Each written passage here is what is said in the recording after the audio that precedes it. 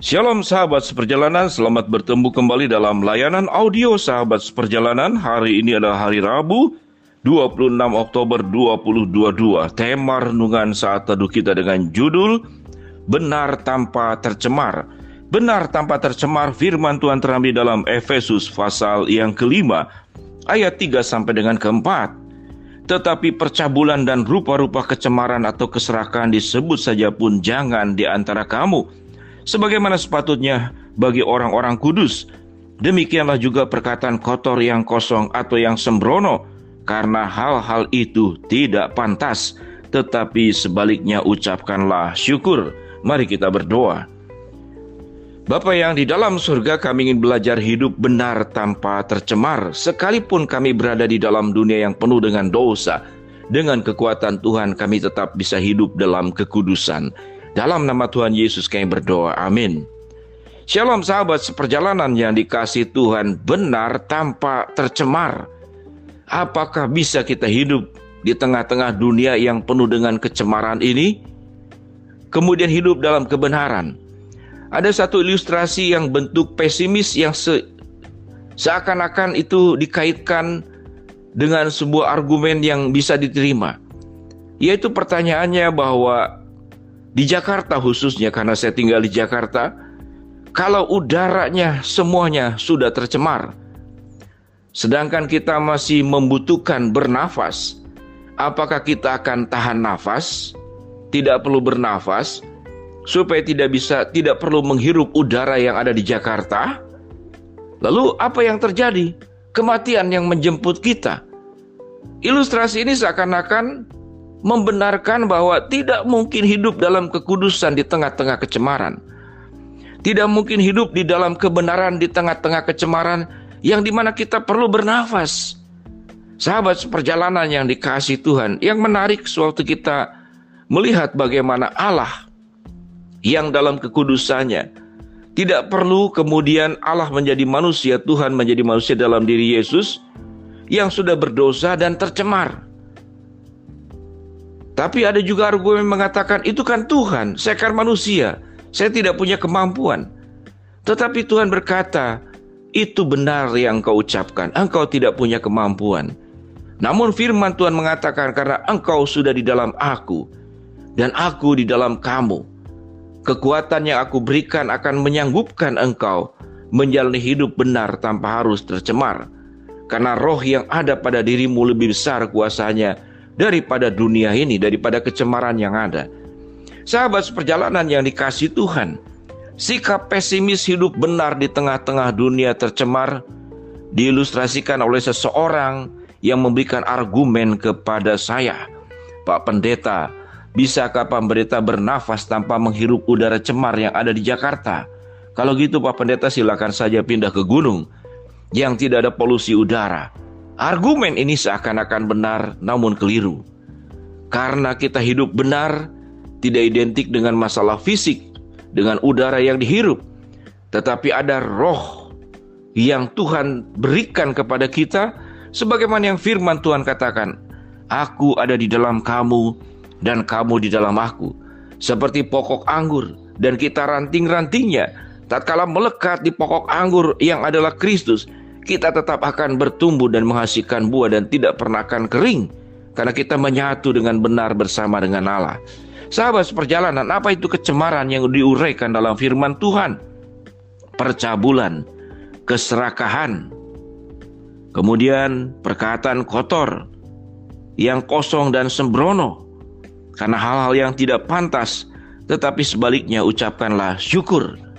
Ucapan syukur dikaitkan dengan bagian yang di atasnya adalah keserakahan.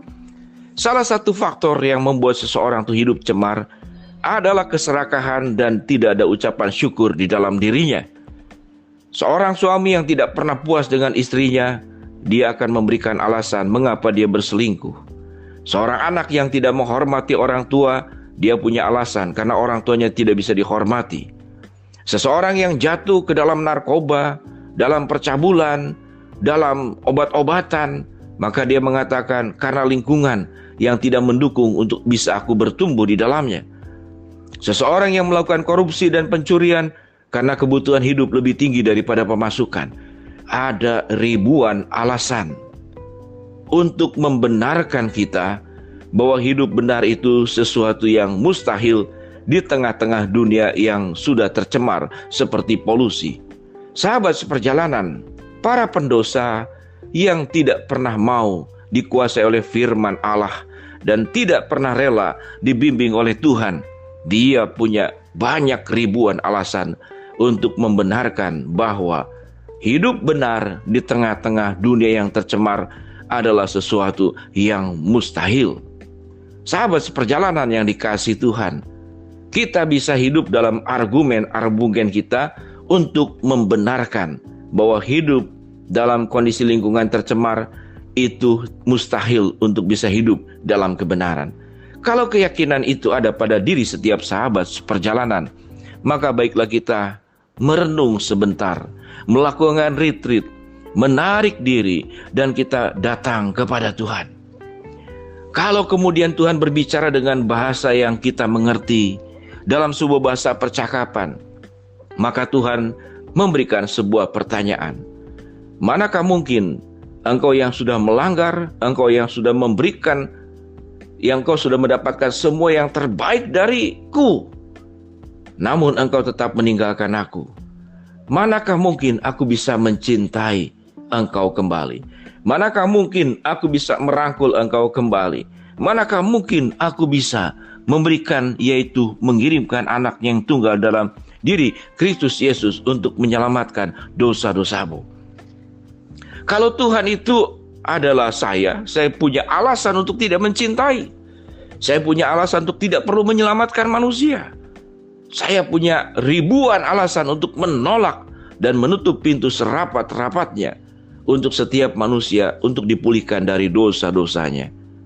Tetapi karena kekuatan kasih Allah, karena cintanya kepada kita, membuat tindakan Allah adalah melakukan tindakan yang luar biasa, melakukan yang mustahil menjadi mungkin, merangkul kita yang kotor, yang najis, yang haram, yang jijik, yang penuh dengan dosa, dan kemudian membasuh, membersihkan seluruh kehidupan kita, agar ada satu tujuan yang perlu kita kerjakan. Kalau engkau sudah diambil dari kecemaran dan engkau sudah dibenarkan, disucikan, dibersihkan, maka Tuhan berkata, aku mengutus kembali engkau ke dalam dunia yang cemar. Tugasmu adalah membersihkan kecemaran itu dengan melakukan apa yang aku lakukan kepada engkau. Memberitakan kasih pengampunan, dan engkau tunjukkan melalui kehidupanmu. Di dalam dirimu ada kasih, di dalam dirimu ada pengampunan, di dalam dirimu ada hidup dalam kebenaran. Sewaktu engkau hidup dalam kebenaran, engkau mengalami kesulitan. Bukankah aku Tuhan Allahmu yang mencukupkan kekuranganmu, yang menguatkan kelemahanmu, yang memproteksi, melindungi dari semua bahaya, dan semua yang diberikan aku kepadamu adalah semuanya cukup untuk menghadapi dunia yang cemar. Itulah kata-kata Tuhan di dalam perenungan yang bisa kita dapatkan di dalam saat-saat kita bersama dengan Tuhan. Dengan demikian sahabat seperjalanan, jangan beralibi memberikan ribuan alasan. Hidup benar di tengah dunia tercemar adalah sesuatu yang tidak mungkin. Bersama Allah tidak ada yang mustahil. Mari kita berdoa. Bapa yang di dalam surga, terima kasih untuk renungan firman Allah yang kami ambil dari kebenaran firman Allah, untuk menolong kami hidup mampu benar, hidup benar dan tidak tercemar. Mau berdoa buat sahabat seperjalanan yang sakit, Tuhan jamah sembuhkan, yang menghadapi masalah Tuhan bukakan jalan, yang berdoa mengharapkan sesuatu, Tuhan kabulkan sesuai dengan waktu, rencana dan kehendak-Mu. Dalam nama Tuhan Yesus kami berdoa, amin. Shalom sahabat seperjalanan, Tuhan menguatkan hidupmu untuk hidup benar tanpa tercemar. Shalom.